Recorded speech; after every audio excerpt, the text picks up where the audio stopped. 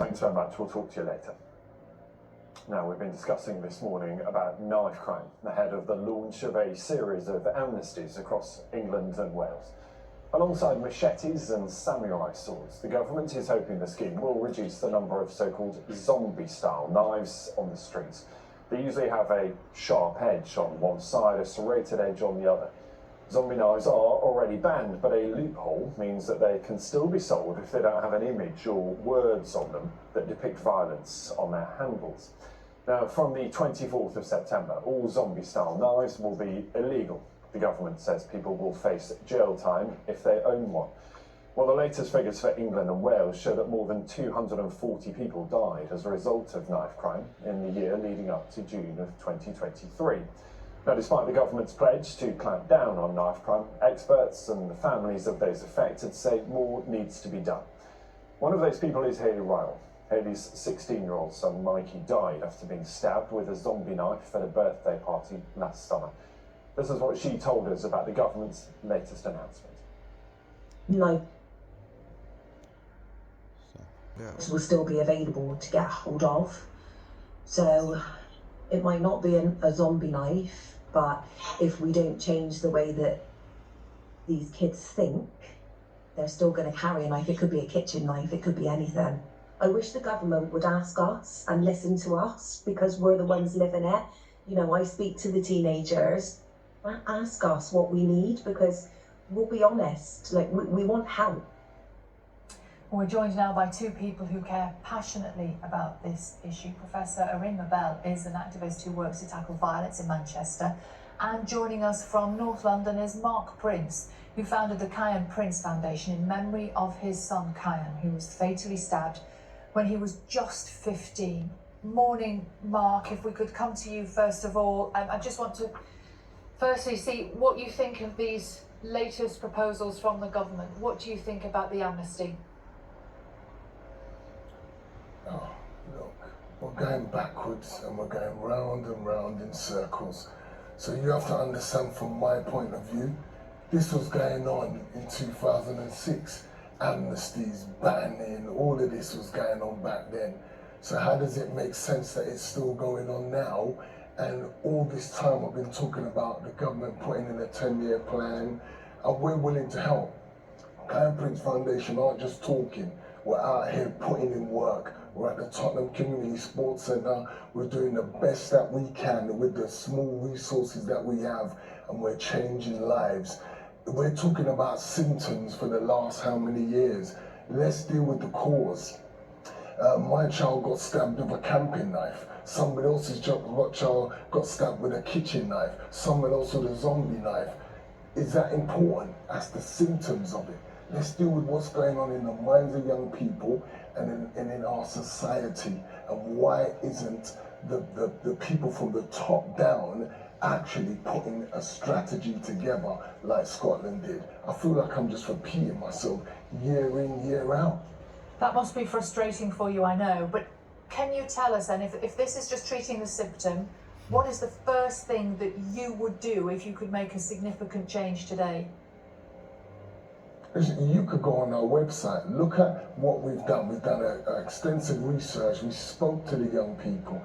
They've given the answers. We've just found that we've been delivering the answers. We've been going into the schools, meeting young people, speaking to their hearts and minds, opening up opportunities. They need a different type of mindset. The way society is right now and the way that parenting's changed has allowed children to just like take authority and have no respect and regard. They need elders. They need people with lived experience to be able to be in front of them, show them the way, show them the light, for them to take a different route in life and give them different choices. There's also mental health. There's so much more of it going on. We've been providing that for young people. They need sports. They need activities. They need employment opportunities. They need entrepreneurial opportunities. These are the things we've been providing. The focus isn't on the children and the children's needs. The focus has been all about punishment for doing something, and that really isn't the answer. Arinma, morning to you. You were nodding along to some of what Mark was saying there. Is it your thought too that this just doesn't go far enough in tackling the root causes of this problem? I mean, absolutely, because like Mark said, I think what we have to do is tackle the root causes. It's like if you had a tree that had, you know, I don't know, some kind of mold and you're just cutting the leaves off, the cause, the root cause, you're not really getting down to it. What we have to look at with our young people, first of all, we need to actually talk to them, get to know our young people, get to know their lives, get to know the society that they're now living in. And one of the things that we need to remember as adults is we were once young people. You know, okay, society has changed, so what they focus on is different, but we were once young people, we were once rebellious. So it's getting to understand the mindset, and Mark mentioned about changing mindset. So it's how do we do that? How do we change the mindset? We change the mindset because when I say us, my group as well, CARISMA Services, we go into schools, but we talk to young people about the de-escalation of conflict. What is the de-escalation of conflict? How do you stop an argument or a simple bump on the shoulder, stepping on the shoe? How do you stop that from becoming something that ends up into a fight in the playground or spills out onto the streets? And we talk to them about the fact that the stories, or when something happens in the classroom, like, I don't know, somebody might look at you, I've even learned recently, side eye, but somebody might give you the side eye. Now what happens in your head, you start building up a story as to what that's about. And that's the, you know, the inverted conflict that's going on within themselves. It's also about them controlling their own emotions, that emotion does not become that overt conflict. Because when they build up a story in their head, they pass that story on to somebody else. Like I might tell you about what he or she did to me. You then will advise her to advise me, well, we should do this or you should do that. They build up a whole story and scenario in their head. And then before you know it, it becomes that overt conflict, where they're maybe having a fight or, you know, unfortunately, knife crime. And all along, nobody has communicated. Nobody's had a conversation. Nobody's asked questions as to why did they give you the side eye? Did they even know that that's what they did? And so I think it's all about, if we're going to change the mindset, we have to be there right at the beginning with our young people, teaching them how to change their mindset, which is how to be in control of your own emotions. Because everybody's got emotions, and we do get angry, we do get upset, we do get annoyed. But what are those emotions? When are we displaying them? Can we actually control them and ask ourselves, well, actually, why am I getting angry? And if I am getting angry about something, let me go and have a conversation about it rather than acting, you know, or reacting to what somebody has said or what somebody has done. Because when they react without thinking, this is when we have all these fatals, unfortunately, that happen. Is there some case, though, for, with an amnesty like this, for at least attempting to get a certain number of these knives off the streets? I mean, absolutely, because, you know, a lot of the work that CARISMA has done has been around anti-gun crime, and we were one of the ones to first call for an amnesty, you know, in Manchester, and it does help. It does, because there are people out there will be young people that may have been given something to carry, may have been given something to hold or hide, and they just don't want it. Or there may be parents that find something in their home, or hidden in the car, and they don't want that. What do you actually do with that? Because most people are afraid. If you find a gun, or you find one of them long knives, what do you actually do with it? You go and bury it in the garden, but then somebody might find it. You know, and all this anxiety goes on in people's, you know, minds as well. So I think, yes, having amnesties, they are useful. They do help, but it doesn't solve the root problem, but it does help. And Mark, I suppose that's the issue, isn't it, about understanding why some young people may be carrying knives of any description, understanding why they may feel they need to, or, as Arinma was saying there, why they just have them in their possession. And that comes back to your point, doesn't it, about understanding young people on a more basic level. That's correct, and that's why I'm glad that the Times published our research, because you can find it on our website and explains to everybody the issues that the young people are dealing with. And that's why, as a certified life coach, I've incorporated this in Karen Prince's model to address young people's needs.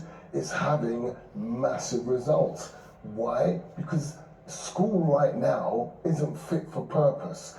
Because when young people leave school, they're not prepared with emotional intelligence skills to handle different emotions. So you'll find there's a lot more increase in mental health, depression, suicide amongst young people. And I never heard of this when I was coming up.